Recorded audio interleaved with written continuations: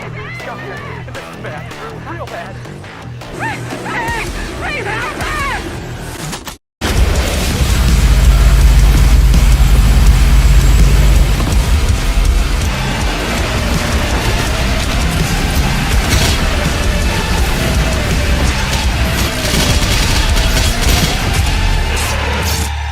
Doom is like Mr. Beast on YouTube. It's so genre defining that everyone, including your mother, knows about Doom, and every single game studio on this cesspool of a planet has made a game that is either Doom-like or very much inspired by Doom through its gameplay. It's literally the DNA of the first-person genre. And Doom Eternal is the first-person shooter experience perfected. 6 games later and 27 years of technology later, ID Software had not only brought Doom back into the modern world, but went above and beyond. It used the formula of old and just started injecting more crack into it. When Doom 2016 walked, Doom Eternal ran, and ran it did. More weapons, high emphasis on resource management, and strategic gameplay over just shoot enemies, get XP and health. This time, there's weapon cycling, and who to attack first is the name of the game. Much like the original game, you just plopped into the heat of the battle. No cutscene, just you and your shotgun, and have fun. The cutscenes do come later, and there is a story that is present in the game, but ID Software, just like the original, really just focuses more on the FPS experience. The first person perspective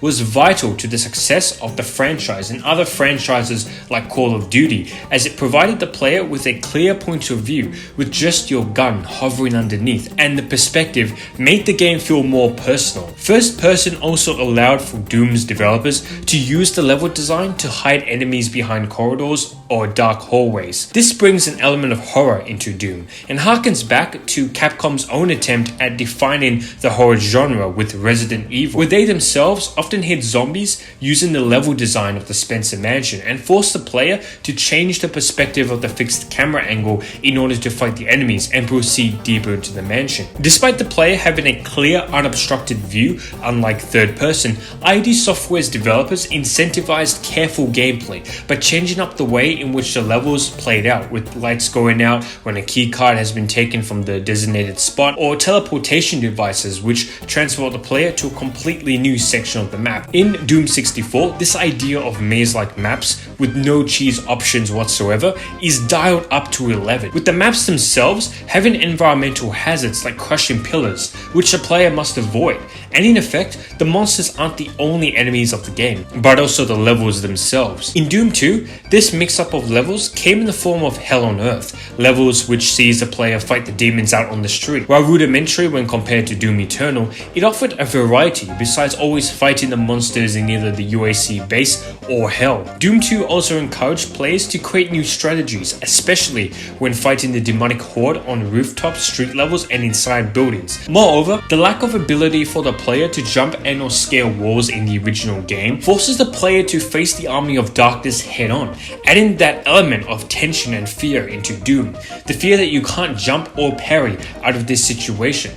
The lack of cheese options for the majority of Doom 1993 and Doom 2's levels, because of how mazy it gets, also increases the tension in the game, and is a clear demonstration that the developers want the player to master the controls, to understand the game, and furthermore make the demons fear you instead. It's the little things like this which not only keep the gameplay loop fresh, but also intensifies the experience by throwing off the player's sense of rhythm, which they have built up throughout their time playing Doom. And this feature is shared across their 6 games, with Doom Eternal introducing harder enemies like the Marauders to essentially incentivize the player to change up their gameplay style and to not just keep on using the same weapon as a saving grace like the super shotgun. Doom was never truly about the story. Although the player in the first game assumes the role of a space marine who had been sent to Mars to investigate strange occurrences at a research facility, the 1993 classic itself only showed elements of a story through hints that were told through intricate level designs that spanned from the USC facility to literal hell. Doomguy is the silent protagonist, but his emotions are cleverly shown through sprites of his face. Sad when he's low on health,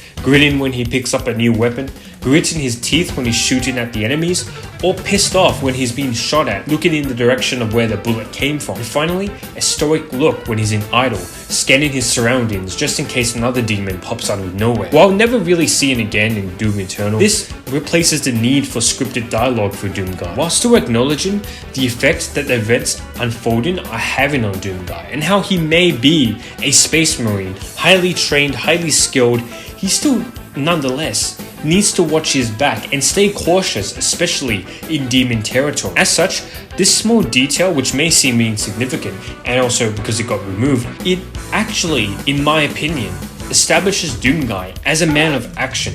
And action speaks louder than words. That a guy like him would be able to take on the demons when nobody else could.